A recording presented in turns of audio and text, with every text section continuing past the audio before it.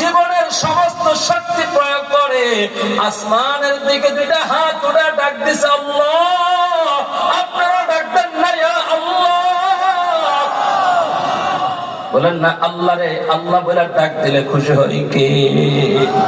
আল্লাহরে আবার ডাক দিছে, আল্লাহ।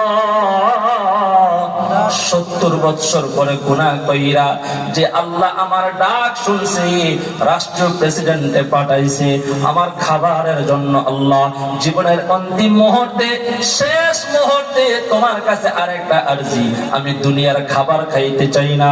আল্লাহ, তুমি জান্নাতে খাবারের ব্যবস্থা করিয়া দাও। লোকটা বন্দে দেরি, আল্লাহর বান্দা দুনিয়া থেকে জান্নাতে যাইতে দেরি হয় নাই। জোরে কন্যা সুবহানাল্লাহ। এ জামালপুরের মুসলমান, আমার যুবক ভাইয়েরা, বৃদ্ধ বাবারা,